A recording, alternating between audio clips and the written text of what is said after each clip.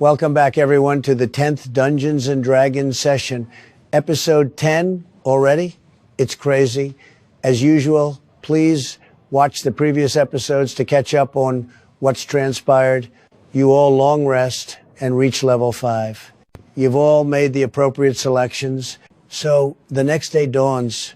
Alexandra, when you awaken, you feel rejuvenated like before, but this is different. The lycanthropy that was once gnawing at your insides now feels suppressed, distant, as if something is dulling its effects. What's more, you also feel a new aura of magic coursing in you. You flex your hands and fingers, feeling this new aura of magic wanting to be used. Next to you, the black diamond resides. You pick it up and feel that same presence as before, the one in your dream. The diamond almost vibrates in response to your inner doubts about the nightmare. It was real. That overwhelming presence, the words you exchanged with it, the diamond itself, the darkness within it stirs, the blackness inside of it briefly swirls around and seems to sink like ink in water. By the merciful gods, what in the hells is this? This diamond is something else entirely. Something alien, abnormal.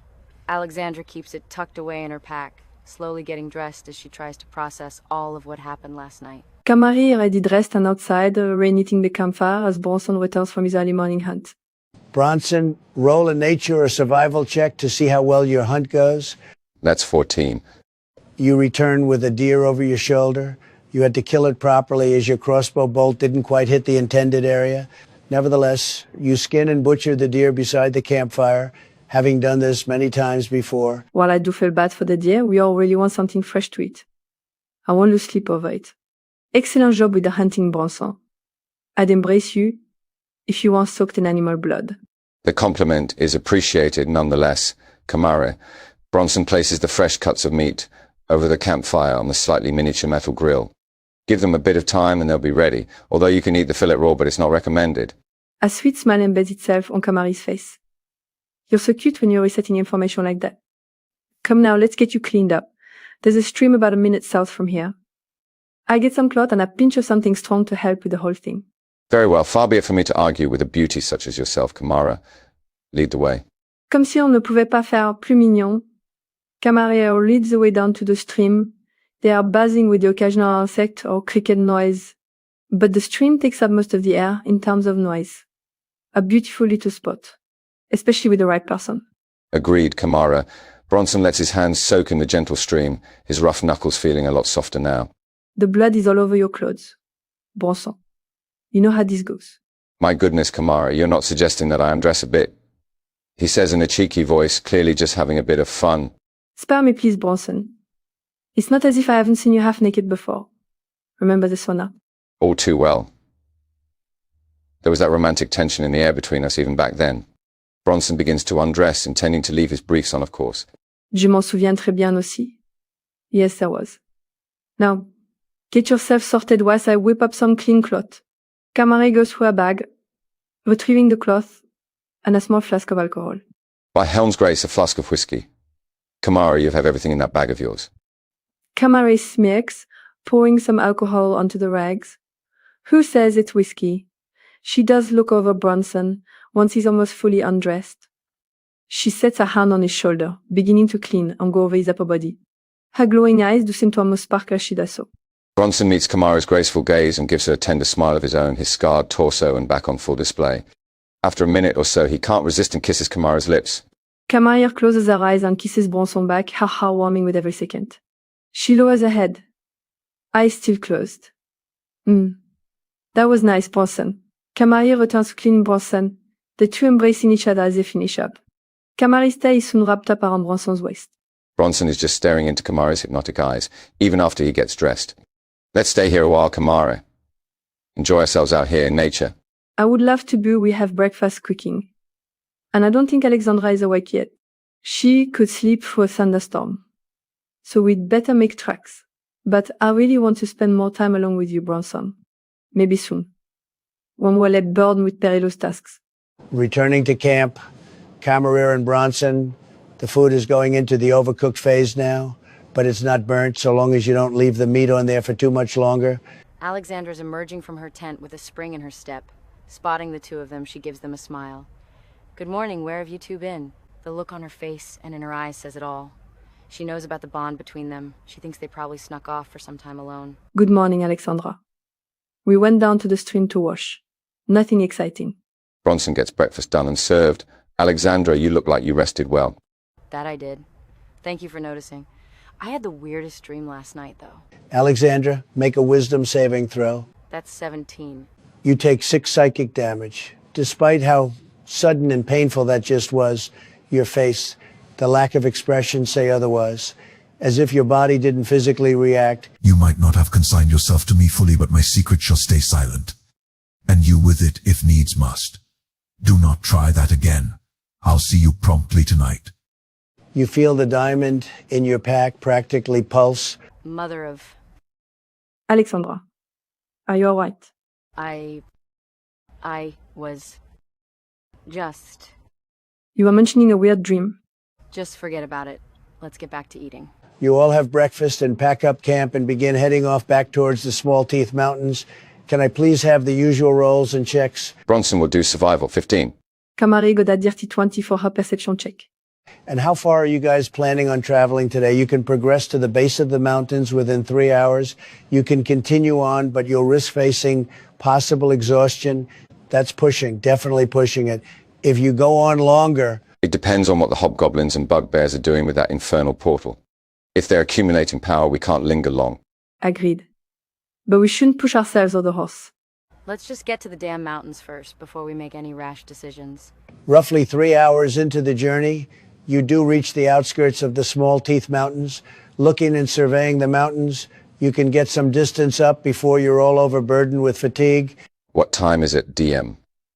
Nearly midday. If we have a short rest before venturing up into the mountains, then we'll all be refreshed.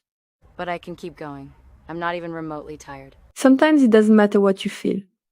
Do what's most logical. Do you really want to overstrain and push yourself too hard? With the way I'm feeling, I feel as if I gain the stamina of, whatever. My point being that I can scout ahead whilst you lot rest for a bit. That's a bad idea, Alexandra. Agreed. Just wait a bit. If you're as adrenalized as you say, then conserving your energy won't do you any harm. Besides, we're a team. Splitting up isn't the best idea right now. I won't go far. Just a couple of minutes up the mountain. Kamarir, can you please give me some bardic inspiration? I don't like this at all. But fine. Kamaria plays a melange of melodies on her new viola, bestowing inspirational magic to Alexandra. Most appreciated. I'll be back within the hour. Alexandra's gonna head up for about a minute, ascending quietly. In that case, please make a stealth check, Alexandra. Well, that's a nat 1. Plus bonuses and inspiration. 10 total. I'm going to use my new magical guidance ability. So, with that new reroll, that's a 22. Excellent recovery there, Alexandra. You creep your way up the mountain path, being cautious and vigilant. Do I spot anything significant during my little journey? Make a nature or investigation check, Alexandra. That's a dirty 20. You can make out distinct footprints and tracks, goblinoid, bugbear, and most likely orcish tracks, quite a few of them. They're hard to spot since the tracks are old, but they are there. The occasional scratch mark line the mountain face, whether caused by a blade or not, is uncertain. Alexandra will keep sneaking onwards, following the tracks closely. Alexandra, you do feel a small wave of exhaustion threaten to wash over you, but it's being held back by a familiar force, the one from your dream. Continuing on, now about 20 minutes in, around a corner, congealed blood on the ground, you come across a fortified outpost. Numerous goblins patrol the border, along with 2 in each guard tower, which there are 4 of. The perimeter fence is made of wet, mossy wood, the top end of each plank sharpened and pointed. Going back to Kamarir and Bronson, you all commence your short rest. Your horses also relax and accept any food you give them within reason. Can Kamari try some trust with her horse? Pet and feed it some treats? Maybe give her fur a brush? Roll an animal handling check, please, Kamarir. That's 14. Your horse doesn't flinch, although she does stir a little as you reach out to pet her. But you feed her and pet and brush her fur. That's excellent. Bronson, do you have any leftover meat from Big Fast? Yes, I do. Cooked. and wrapped up after being dried. Bronson hands out a portion to Kamara, sitting next to her after they find somewhere to sit. Kamari relaxes next to Bronson, trying not to worry about Alexandra and her neck for getting into trouble. She looks into Bronson's eyes, giving him a playful kiss. Reciprocating the kiss with one on Kamara's forehead, Bronson rubs her back delicately as they eat together in the peace and quiet. Kamara, one thing's on my mind. That letter we finished together, have you managed to get it sent yet? I haven't, but I hope to get it sent soon. The longer we're on the road, the more I get concerned about the loved one I want to send it to. I'm worried that I won't even live long enough to see my loved one again. Kamari, you'll never have to worry so long as we watch each other's backs. I'll try my damnedest to protect and be there for you. Thank you, Bronson. I appreciate that. And I've got your back as well. Speaking of which, if Alexandra isn't back here soon, let's go find her. Back to you, Alexandra. What do you wish to do now? Can I try and scout around the side of the fort?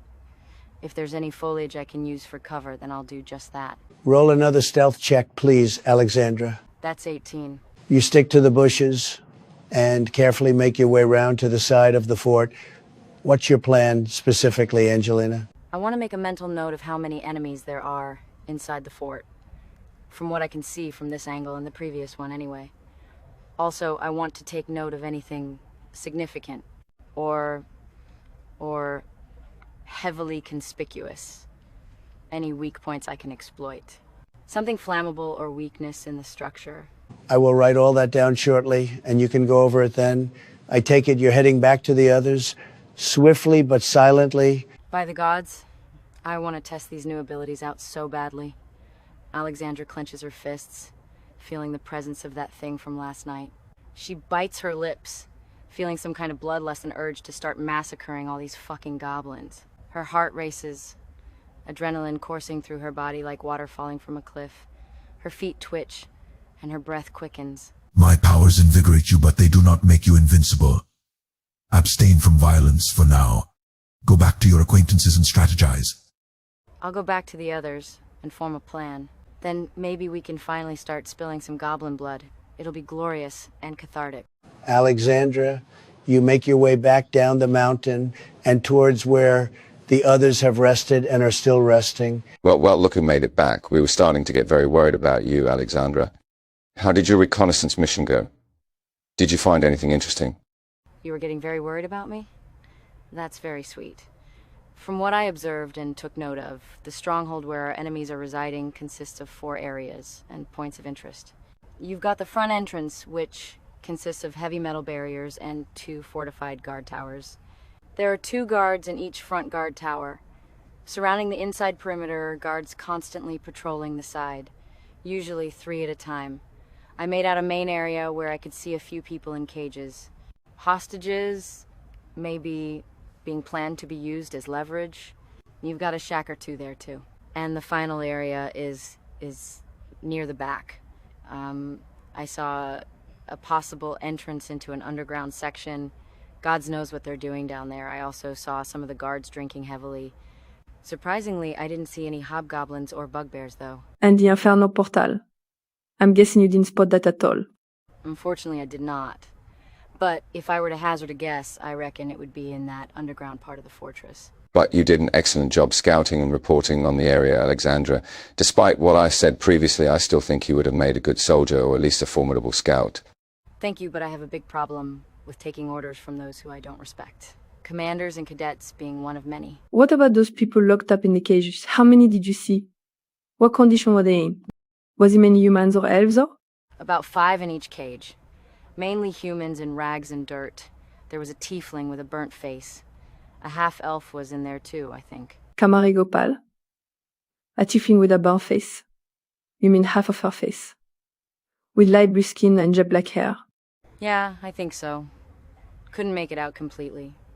What's it matter? They're all probably gonna end up dead, if not beg for it. Don't say that. Don't you dare. Well, if we don't act soon, that's what will most likely transpire. It won't. I won't let it.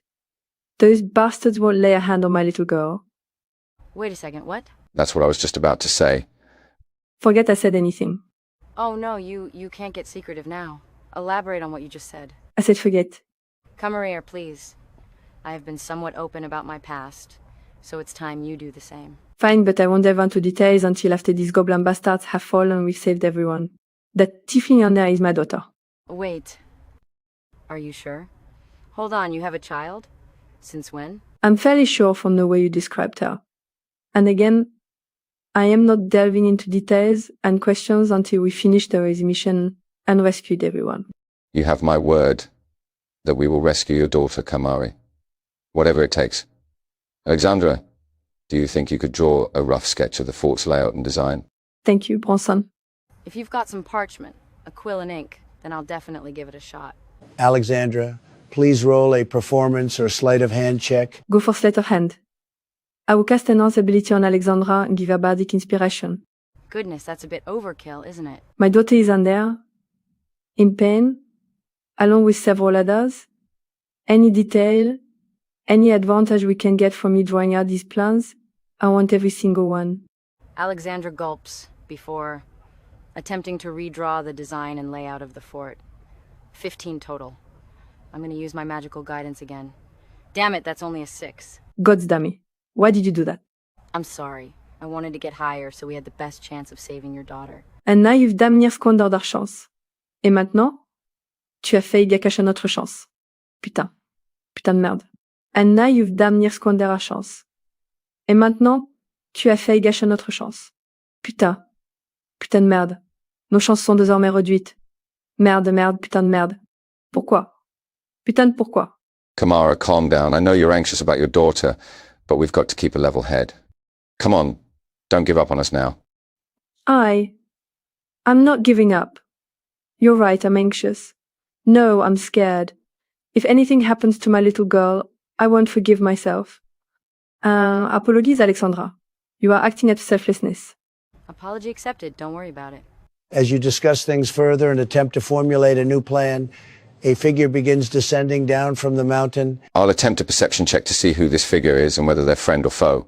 19 plus 5, 24 total. Bronson, you know this figure. She's wearing a different set of armor, but that's neither here nor there. It's Jocelyn, the cleric you all rescued back in the cave. I inform everyone of this and welcome Jocelyn as she approaches. Bronson, Camarir, Alexandra, just the people I was hoping to find. How are you all? About as well as we can be given the circumstances. You see, there's a fort deep in the mountain. I'm unsure if you've had the pleasure of laying eyes on it or not. That I have, and that's also why I'm here. To make a long story short, I had a vision from Sune not long ago. Another infernal portal is going to open up in Imnaskar soon. But there's a way to weaken it before that happens. You see, these portals are connected to each other in more ways than one. They're all linked in terms of vitality and strength. If you start destroying them, the others will appear weaker and far less potent, like a mass of symbiotes in a way. The main portal to focus on is the one residing in the thought. Heavily guarded and its power is being threatened. All of the hobgoblins and bugbears are trying to leech and take its power for themselves. Although it hasn't happened just yet, I'm not sure why. But I can't stop this alone, so I set off after making preparations back home. You three are the newest set of friendly faces I've come across today. Having an extra blade at our side will certainly make things easier. My daughter is also in there, captured along with many others. That certainly changes some things. Don't worry, Camarir. We'll free her and the rest of those poor people. We need to strategize and devise a plan. What are our options here? There are 4 sections of the fort. Alexandra, please run them by us again. Alexandra does so. We could split and attack each section simultaneously. The goblins will be caught off guard, so long as we maintain the element of surprise. I can cast the invisibility spell on up to 2 people. We can make good use of that. I can cast a few fireballs at anything that looks explosive or flammable. How fortunate. That spell is also in my repertoire. We can always just fire them off constantly, although that's more of a last resort sort of thing. We also have Bronson. He's one of the toughest individuals I've ever known. With him by my side, I feel safe. Thank you, Kamara. He takes her hand gently. You're always welcome. She gripped Bronson's hand, feeling more at ease. So are those our only options? Have we missed anything? We could try sneaking in pairs of 2, or as a group. Taking the goblins out quietly won't hold up for long. Who says we have to do that? We can try releasing the prisoners. If we can get them invisible too, then that's even more beneficial. We can try breaking in through any structural weaknesses in the wall, although I'm unsure of whether I saw any earlier. So what sort of plan are you all going for? Consider your approach carefully. I have a suggestion. One of us can act as a captive, the other using a cover story that you want to join the goblins' cause. With a bit of persuading, they'll let us walk right in. A good way of getting us inside without any major sweat and bloodshed. And since they might have a thing for clerics. It'll be far more convincing if we use Jocelyn, yes. Even if that works, what next? They let us in, and then... There must be a leader. Goblins are disorganized and unruly. Someone or something must be instilling order and command here. I think we should find out who. And the prisoners? We need to get them to safety before the goblins do something drastic. We will. But first we need to dismantle and take care of all major opposition. I like the idea of the whole captive thing. It'll hopefully have the goblins all fooled. I can make 2 of us invisible. We can sneak in right after you. So is this the plan we're going with here? I suppose it is. For the moment. Also, before I forget, I have some potions here. Only 2. Not many, but it's when and how you use them that counts. 2 greater healing potions. Who wants them? Well, I have my healing magic. I can heal as well. Bronson will offer to take one. And I'll take the other potion, if I may. Jocelyn will hand the potions out appropriately. So, if we're gonna do this whole captive act, we're gonna have to make it look extremely convincing. Does anyone have any rope on them? Bronson gives her a look. Don't give me that look. And if you have any smart-ass comments to send my way, forget it. You know exactly what I mean. And have the appropriate context. Camarilla, who are you going to turn invisible? In other words, who's going to be my captor? I suppose I'll do it. So you get things underway, you tie Jocelyn's hands behind her back, ensuring that the ropes aren't too tight. Camarilla, you cast the invisibility spell at 3rd level. Bronson and Alexandra instantly gone from sight. Right, we have exactly 1 hour before the invisibility spell wears off. Let's make tracks. You all proceed up to the fortress, making good time. Alexandra and Bronson, both of you, please make stealth checks with advantage. That's 22 total. 14 total. You both trail behind at a safe distance, cautiously and vigilantly. Camarilla, you and Jocelyn approach the fort entrance. There, 2 of the goblin guards in one of the towers shout for you to stop. Relax, Goblin, for I have brought you a cleric as an offering. I wish to join and aid you in your efforts. Please roll a deception check, Camarilla. That's 18. The goblins look at each other, a little bewildered. One of them speaks up. And how did you capture this cleric? She just let you catch her, just 'cause? That's for your bosses to hear. Are you going to let us inside? Or shall I be on my way with my special cleric? Please make a persuasion check. 13 total. Fine, fine. But walk in slowly and keep your hands where I can see them. Easy for me, but that will be a bit of a problem for my captive here. Watch that tongue of yours, else we'll cut it out. Move it. Don't be afraid to be a little rough with me, Jocelyn whispers to Camarilla. We want them to really buy the act. Camarilla makes it look like she's rough-handing Jocelyn, demanding her to move as instructed. Very well. You both make your way inside, a few goblins surrounding you, making sure you're not up to anything. We'll be taking the cleric to the boss, one of them says in a rough voice. You wait here, Horned One. Your dedication will be rewarded. I will be going with you. I want to ensure that my loyalty is rewarded properly. Don't worry, I'm not going to do anything. There's a dozen of you guys and only 1 of me. Please make a persuasion check with disadvantage. That's 17 altogether, even with disadvantage. Bards, man, they're extremely persuasive. Camarilla, you are brought along with a group of goblins and Jocelyn into the underground area through a rough-looking door. Alexandra, Bronson, you sneak on through after Camarilla and Jocelyn are brought in. What's your plan now? I suppose to try and get the prisoners free once the right time comes. Until then, we'll explore, see if we can plant or attain some leverage, if we can. In that case, I'll need a perception check. If you're both working together to do this, then you can roll with advantage, but only once. Advantage it is. Bronson will roll for it. 17. Bronson, you and Alexandra notice an opportunity here. There's an open tub full of booze. Bronson, you still have something that could tip the scales. Yes, I still have those vials of poison, a few doses here and there, and then watch the goblins drop. Bronson will pour all of the poisons into the booze tub.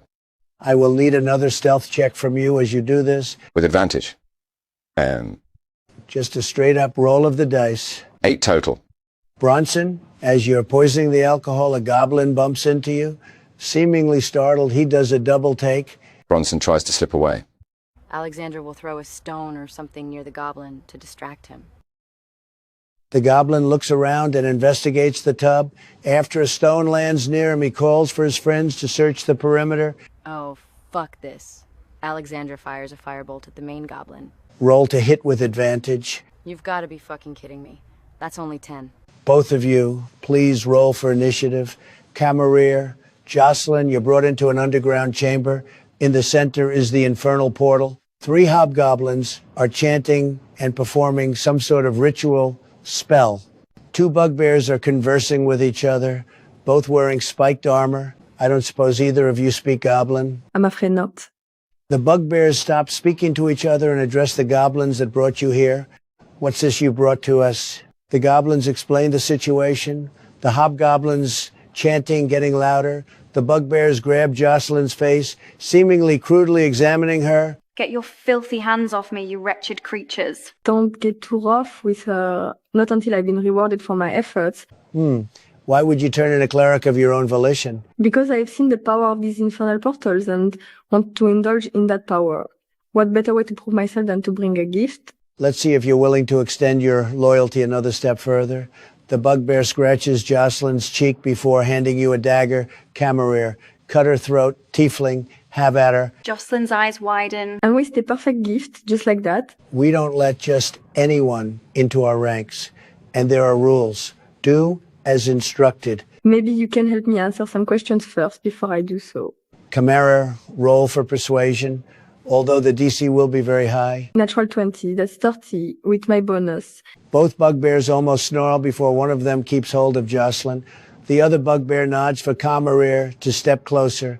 Ask your questions quickly. You can't manhandle someone like this. Did your mother never teach you decorum? The bugbear makes another cut into Jocelyn's cheek. Be careful with that tongue of yours.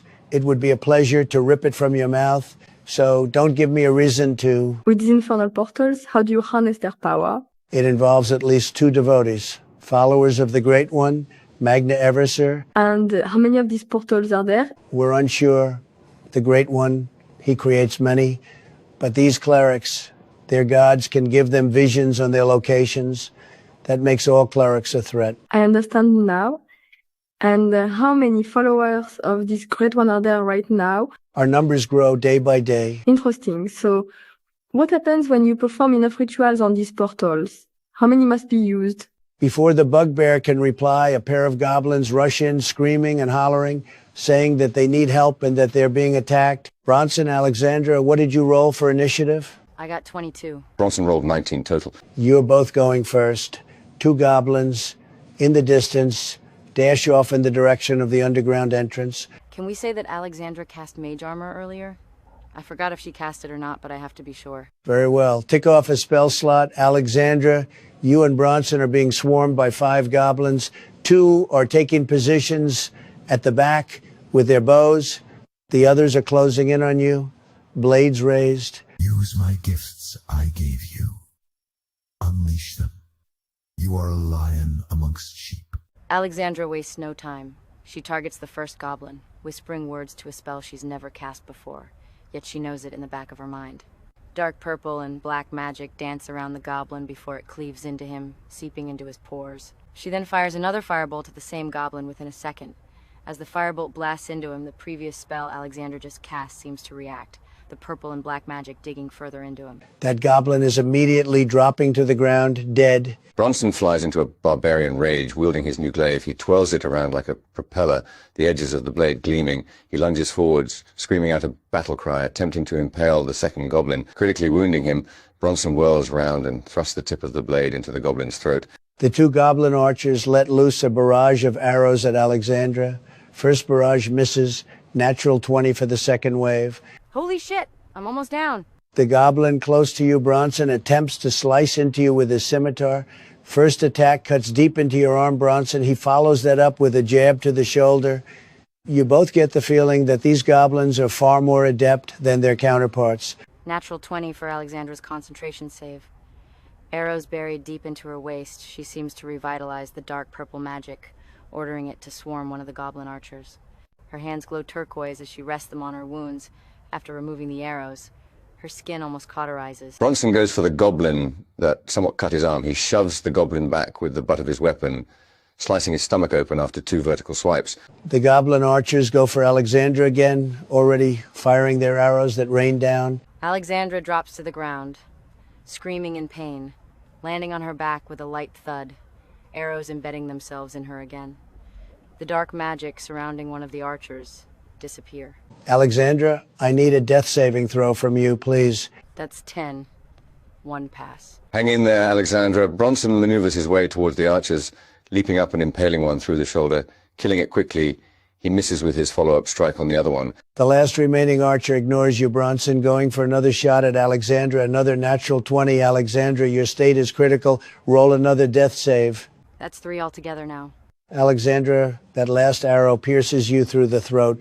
You have just enough energy and constitution to say a few last words before death claims you. This isn't how I thought it would end. I have so much to... No. Else, no. You fucking bastard. Bronson roars at the archer, going all in, recklessly. He gets a damn good slice in, the goblin narrowly dodging the second slice. Back to the others. Camerier Jocelyn, please roll initiative. Jocelyn got 26. Camarier got 23. The bugbears got 12. One of the hobgoblins got 4. Can Jocelyn break out of her restraints? You can roll a strength check or wait for Camerier to untie you next. I'll hold my action until I'm untied. My action will be to draw my blade and attack one of the bugbears. Camarier will, of course, untie Jocelyn using the dagger she got given by the bugbear. After that, she will give Jocelyn bardic inspiration. Excellent. Thank you, Camerier. Jocelyn releases her longsword, going for a strike at one of the bugbears, getting him in the chest. Jocelyn uses her bonus action to get out her shield. The bugbear that just got hit withdraws his Morning Star, dried blood on it. You stinking clerics. He goes for a swing Jocelyn twice. Both attacks miss as you dodge and block with your shield.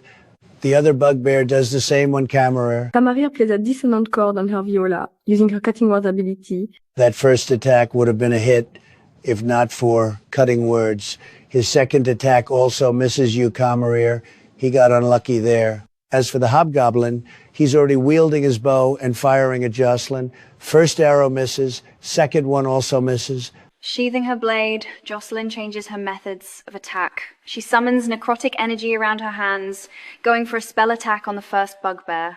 The bugbear gets struck with the full force of the necrotic magic, watching it wrap and weave into the bugbear. Looking back at Camerier, Jocelyn casts Abjuration magic at Camerier, coating her in some semblance of arcane armor, boosting her defense. Thank you, Jocelyn.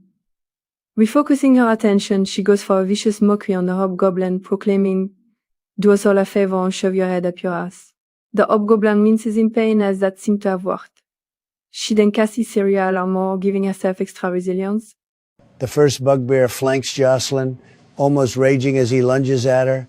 First hit, Jocelyn blocks. Natural 20 for the second. He gets Jocelyn right in the face. Second bugbear also leaps forwards to attack Jocelyn. Luckily, Jocelyn parries with her shield, warding the blows away. The hobgoblin, even though he's under the effect of the vicious mockery, is still determined to get a severe hit in. He's going draw upon his reserves after firing 2 arrows. Natural 20 on the second hit. He gets Jocelyn right in the lower leg, where her armor is weakest. He uses his action surge, almost immediately readying 2 more arrows. Even though Jocelyn is looking extremely woozy and weak, she brings her shield up, blocking the arrows, feeling their impact. Jocelyn is severely wounded, barely on her feet. Her concentration on Shield of Faith is non-existent at this point. She cloaks herself in healing magic, feeling only slightly better. With surprising speed, the young blonde utters a divine word, intense radiance emanating from her. She focuses and centers this radiance on the bugbear, the divine energy searing him a bit. Camarier gets Jocelyn's attention, handing her a healing potion to use. Camarier then uses her new homebrew cantrip, Acid Rain. She traces an elemental, arcane sigil in the air, A barrage of acidic pellets launching out from the center of it. She aims it at the first, seared bugbear. It misses by a whisker, Camarilla cursing an infernal. She drenches Jocelyn in a healing aura, revitalizing her. The bugbear that you just smeared Jocelyn recoils, blindly flailing his weapon in response. You easily step aside, letting the strikes fly by. Second bugbear goes for a grapple on you, Jocelyn. It manages to latch onto you, gripping you between his bulging arms. Sune, curse you. You repulsive fucking thing. Sune, curse you. You repulsive fucking thing. The hobgoblin reloads, dipping his arrows in the open flame of a torch, letting them loose quickly afterwards. Both miss you, Jocelyn, just barely. Jocelyn attempts to break out of the bugbear's grasp. Natural one. Okay then.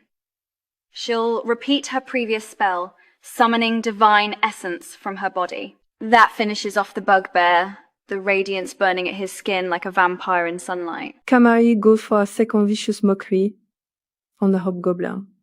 She shouts, "You make the town drunk look like royalty in comparison." The hobgoblin clutches his head in pain, Camari smirking. Watching his comrade fall, death claiming his soul, the second bugbear seems flabbergasted. He picks up his fallen friend's morning star, attacking with both weapons. Natural 20 for the first strike, natural 1 for the second. Jocelyn, the follow-up strikes with the second weapon hit you badly. Jocelyn falls down, shrieking as pain dominates her body. The hobgoblin unleashes another volley of flaming arrows. Cutting words. Camari desperately plays another dissonant, striking chord on her viola. Noted. Both arrows miss. Jocelyn drinks the healing potion in her hand, then casts more healing magic using Camaria's bardic inspiration and magical inspiration ability to regain extra health, slowly getting to her feet. Camari casts another acid rain on the hobgoblin, firing another onslaught of acidic projectile, pelting him with them. She then draws her rapier, readying herself. The bugbear changes tactics, maneuvering around Jocelyn and lunging at Camarir. His bombardment of attacks are hard to evade, landing a few fierce blows on you, Camarir. The hobgoblin decides to get up close, drawing his blade and thrusting it at you, Jocelyn. He slashes at you, drawing more blood. Jocelyn grows frustrated. She summons more necrotic magic, striking at the bugbear. She then harnesses her divine power, restoring some of her magical reserves. Camari thrusts forward at the hobgoblin with her blade, impaling the bastard through the chest. The bugbear retreats back towards the portal. After disengaging, the two hobgoblins that were chanting, their eyes glow crimson red before the portal starts to electrify. Camarir, Jocelyn, I need you both to make dexterity saving throws. Jocelyn got 17. Damn. Only on 8. Red and black lightning erupts from the portal, snaking and striking at you both. That's 30 damage. Jocelyn, you take half. Camari is down, barely conscious. After that overwhelming attack, the portal disappears along with the hobgoblin and bugbears. Jocelyn bestows more healing magic onto Camaria. By the living gods, what was that? No idea right now. Let's get back out there. Bronson and Alexandra might need help. Let's take a moment first. Search the place and try and find any healing potions, something of sustenance. We need to heal. If you both want to work together to search the room, then please roll an investigation check with advantage. Whoever chooses to do the roll, Jocelyn will cast the guidance spell on. You can if you wish. Jocelyn. I can give you bardic inspiration as well. Yes, please. So Jocelyn casts guidance on herself, Camaria bestowing some more bardic inspiration on her. So with all those boons, that's 31. I did get a natural 20, but even still. Holy freaking smokes. I think that's one of the best outcomes for a roll I've seen. With a 31, you investigate the corpses and find plenty of gold on them. There are spare healing potions concealed in a small bookshelf, 2 standard ones. Jocelyn, you come across a loose floorboard. Looking at it closely, you see a gleam reflecting off of some metal. You discard the floorboard, noticing a mini metal chest wedged in the gap under where the floorboard was. Hauling it up, thick clouds of dirt and dust erupting from the chest, you see that the padlock on it is broken. Jocelyn inhales sharply as she's assaulted by the dust and dirt, fanning her face as she eventually screeches out a huge sneeze, hand against her nose, hearing her sneeze echo a little. Goodness, sois béni. Bless you. Thank you. Camaria, take a look at this. Jocelyn opens up the chest. Inside the chest are 30 platinum pieces, a gold-plated crossbow with magic in it, 2 unnamed potions, and a folded-up cloak. Putain de merde. What a fin. Jocelyn will keep hold of the chest's contents for the moment. Camaria will drink one of the healing potions. Jocelyn does the same. You both then head outside, seeing goblin corpses strewn about all over the battleground. Bronson is there in the center, holding Alexandra's lifeless body. Holy shit. Bon sang, what the hell's happened? Camaria runs over, kneeling beside the both of them. Damned goblins. Alexandra took a lot of arrows to the chest. She held on, but yet it all happened so fast. Jocelyn, can't you do something? I can't at the moment. I need to rest, and then maybe I can. Plus, I need a diamond, then I can bring her back. Even then, if Sune doesn't will it, then I can't. For the time being, Goddess of Love, protect her soul. What about the prisoners? I think they've been moved further into the fort. Then we find them. My heart mourns for Alexandra, but we have to focus on the living right now. You all scout and investigate the rest of the thought, one of the rough buildings leading into a holding area. There are at least 4 cages containing various individuals. Upon seeing the lot of you, the individuals that are still conscious smile and their eyes gleam with hope. You all bust open the cage doors, whether using your weapons or spells. Bronson, you help escort these civilians outside into safety, away from the bloodshed. Camarir, there on the floor lies a tiefling, light blue skin, jet black hair, and a face half burnt. Camaria is immediately beside her, holding her up her body. No, no, please, don't be dead. Come on, my little girl. Please. Tu es une battante. Tu es une guerrière. Ne m'abandonne pas, ma chérie, s'il te plaît. Je suis là, Calaria. Ouvre les yeux, s'il te plaît. I'm right here, Calaria. Please open your eyes. Jocelyn kneels adjacent to Camaria, casting Spare the Dying on her daughter. Of course, Camaria uses healing magic on her, too. Camarir, your daughter still lays there in your grip. Please do a medicine check. I'll use my last level 3 spell slot to cast Enhance ability. So for my medicine check with advantage, that's a dirty 20. You press a finger to her neck, feeling a pulse, a steady one. Your daughter's ragged body is covered in rough bruises, cuts, and multiple scars. She's been through a lot of physical torture and punishment. Calaria, my poor baby girl. Don't worry, I've got you. We need to get her out of here, Kamari.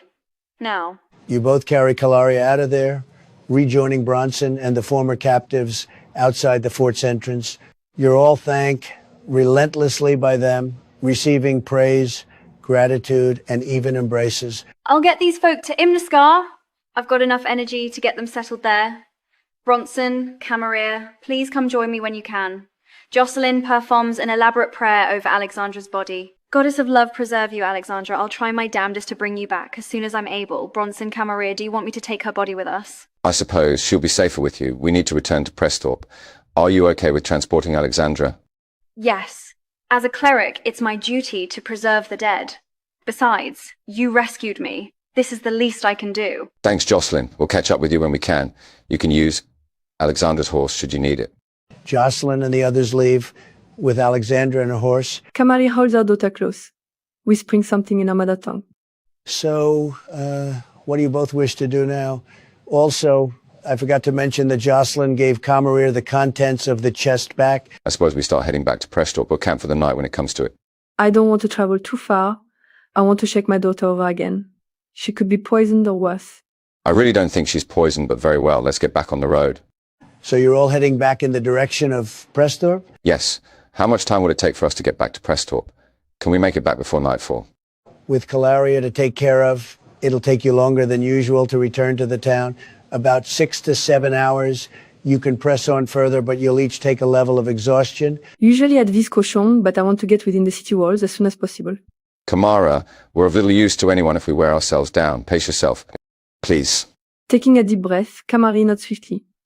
I concur. You begin your journey back to the city on horseback.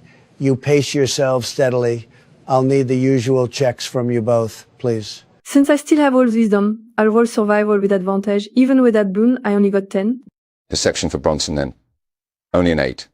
Time passes slowly. Camarir keeping her daughter steady behind her on her horse. You're all sure you're going the right way.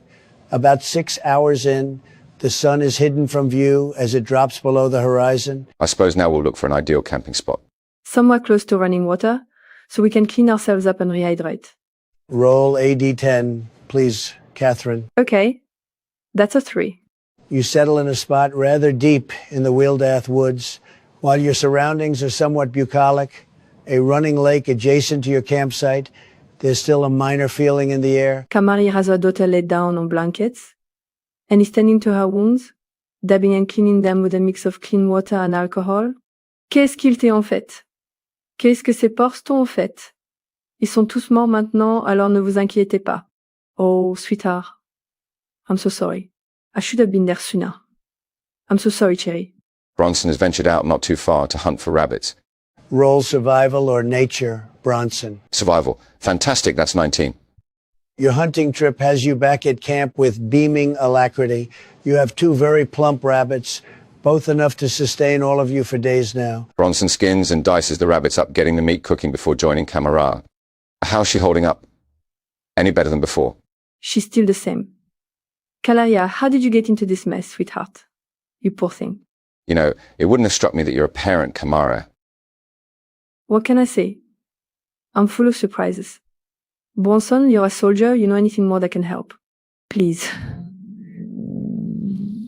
Nothing that can be done out here on my end. Thanks anyway. Maybe I can whistle together some brews if things remain unchanged. I'm still processing Alexandra's death. Even if Jocelyn can do her cleric gifts, greeting death directly can scar your psyche. I've seen many fall before, some deaths gruesome, some peaceful. I understand. Please don't get me wrong. Alexandra's death came as a shock. But I want to dwell on our death, or death overall. No right now. No when Calaria's fate might change. Kamari continues to tend and treat Calaria's wounds, the noise from the adjacent stream helping to instill some peace in the air. As the night blossoms, you all head to bed after dinner. Remnants of the flickering campfire can be heard. Kamarir, a few hours into the night, you hear footsteps near your tent. Bronson, you hear it too. Footsteps followed by a growl. Kamari carefully picks her head out of her tent. Bronson grabs his shield and glaive, ready to metaphorically pounce at whatever threats lurk out there. He ever so slowly unzips his tent. There in the dim firelight, you see them, 2 wolves sniffing and prowling, but something's off. Burning runes coat their bodies and their eyes burn with a crimson red hue. Their eyes lock with both of yours. Everyone, please roll initiative. Bronson got 11. 22 for Kamara. 19 for the wolves. Kamara, you are first. Wearing only her night dress, Kamari steps outside, her daughter recuperating behind her in the tent. She's one of very few things between the wolves and vulnerable prey. Rapier in hand, she casts vicious mockery on the closest wolf, her voice echoing as she states, "Run back up your mother's skirt." The wolf seemed to react badly to that. Kamari attempts to cast healing magic on herself, but the magic flickers and fades away. She feels no resource to draw from. Keeping her blade raised, Kamari stands her ground. The wolf that you just insulted, Kamarir, snarls and springs at you with vicious mockery that still hits. Its jaws clamp down onto your leg, making you almost yell out. Its eyes turn a darker shade of red as it follows that up with another attack. It bites into your arm, drawing more blood. The second wolf goes for you, Bronson. Natural 1. Second attack, natural 20. You're a dead wolf growling. Bronson delves deep into his soul, tapping into his primal instincts, flying into a barbarian rage. Wielding his glaive, he attempts to thrust it through the wolf's mouth. The wolf is barely clinging to life. He repeats the maneuver, running the wolf through. Seeing Kamara heavily wounded and getting repeatedly bitten, Bronson rushes over, almost diving in front of her. He roars at the remaining wolf, his eyes brimming with adrenaline. Seeing Bronson get in front of her, she takes a small step back, casting vicious mockery again. She vociferates, "Fuck off, you ugly fucking cannon." The wolf's fangs begin to glow, soon coated in infernal flames. It snaps its jaws at you, Bronson, trying to clamp down onto you. Both attacks missed. It rolled 2 sevens. Bronson goes in for a battle with his glaive, skewering the beast. Kamari falls to her knees, covered in blood and weary. "Thank you, Bronson. But I really need to rest now. I was already tired before. Now, these minor wounds are doing a number on me already." You're welcome. I'm going to get these corpses out of here. Also, what kind of wolf can wield flames like that? I haven't the faintest idea. But we'll have the day ahead to reminisce and contemplate. She kisses Bronson's forehead before heading back into her tent. Bronson, you dispose of these ominous corpses somewhere further into the woods. Heading back to your tent, you also rest. The rest of the night passes uneventfully. You all rest well despite your small wounds. Camerier, you swear you hear little noises coming from Calaria as you doze off. With that, we'll end there. Thank you, everyone, for your time.